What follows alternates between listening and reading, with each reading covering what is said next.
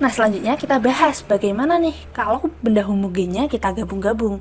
Nah, bagaimana cara kita mencari titik beratnya? Nah, selanjutnya kita bahas nih caranya. Nah, ini contohnya, ini ada bentuk seperti bentuk L, ini ada seperti bentuk rumah. Nah, ini sebenarnya adalah merupakan gabungan dari benda homogen. Nah, terus caranya gimana? Nah, caranya kayak gini nih. Misalkan kayak gini bentuknya tadi. Yang pertama langkahnya yaitu pecah bentuknya sehingga menjadi bentuk dasar. Nah, tadi kan bentuknya rumah nih. Nah, ini aku pecah bendanya menjadi dua bagian, yaitu bentuk satu bentuknya segitiga dan bentuk dua ini bentuknya persegi. Nah, setelah kita pecah, kita cari nih pusat massa dari masing-masing benda. Nah, Y-nya ini kan di tengah-tengahnya, ini kan di sepertiganya. Nah, itu pusat massa masing-masing benda homogen. Nah, ini udah kita bahas di video sebelumnya. Nah, kemudian langkah yang kedua, kita beri koordinat. Koordinat X dan koordinat Y. Supaya apa? Supaya kita punya titik acuan. Nah, kemudian koordinat ini kita berikan titik 0 di sini.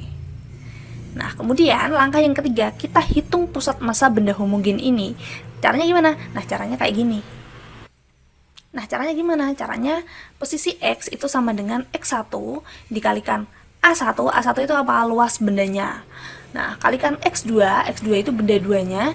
Ini dikalikan luasnya. Nah, ini kalau bendanya cuma ada 2, ini kita cukup sampai di sini aja. Nanti kalau bendanya gabungannya ada 3, kita tambahin lagi. Gitu. Nah, kita masuk ke contoh soalnya. Ini kalau kalian lihat, ini ada berapa gabungan benda homogen nih? Nah, ada 2. Aku mecahnya kayak gini. Bebas mecahnya kayak gimana. Bisa juga kayak gini. Terserah. Nah, setelah kita pecah, kita tentuin pusat massa dari masing-masing benda ini. Nah, ini kan persegi. Jadi pusat massanya otomatis di tengah-tengah. Sini sama sini. Nanti tinggal setengah panjangnya. Nah, selanjutnya gimana? Tinggal kita kasih koordinat supaya gampang. Nah, gini. Nah, titik acuan nolnya di sini. Tinggal kita masukin ke rumusnya ini. Nah, kemudian kita cari masing-masing acuannya dulu nih. Udah cari. Nah, ini untuk benda satunya, ini luasnya 40 meter kuadrat, yaitu 5 kali 8. Kemudian X1-nya yaitu setengahnya. Setengah dari, ini kan sumbu X. Ini kan sumbu Y. Nah, setengah dari 8. Di sini kan 4. Ini 4. Nah, kemudian Y1-nya itu 2,5. Ini kan tingginya 5, berarti setengahnya yaitu 2,5. Ini Y1-nya, sini 2,5. Nah, kemudian yang beda 2, ini luasnya 10, yaitu 5 kali 2. Kemudian X2-nya 10,5. Loh, kok 10,5 gimana? Nah, iya, karena ini kan tadi panjang sini sampai sini kan 8. Nah, ini kan panjangnya 5. Nah, kemudian kalau 5 kita bagi 2 kan jadi 2,5.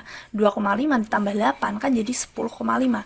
Nah, kemudian untuk Y2-nya itu tinggal tingginya. Kita cari di sini kan titik tumpuannya, titik pusatnya di sini ya. Nah, kalau kita tarik garis di sini, Y-nya di sini. Yaitu tingginya berapa? Setengahnya 2, yaitu 1. Gitu. Yang tadi kan, yang ini kan titik pusatnya di sini. Nah, gitu. Tinggal kayak gitu aja. Nah, kemudian kita tinggal masuk-masuk ini. X1 kali A1, X1-nya 4 dikalikan 40. Ditambah, apa itu? X2 kali A2.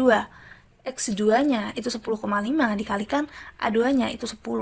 Kemudian A1 tambah A2-nya yaitu sama dengan 40 tambah 10. Ketemunya 5,3.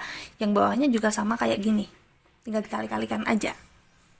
Oke, selanjutnya kita udah ketemu nih X-nya yaitu 5,2, titik pusat massanya di X, yaitu kalau kita gambarin kira-kira ini kan sampai sini 8. Berarti kira-kira di sinilah. Ini kita di sini kira-kira 5,3. Kemudian Y-nya 2, Y-nya 2. Ini kan 2,5.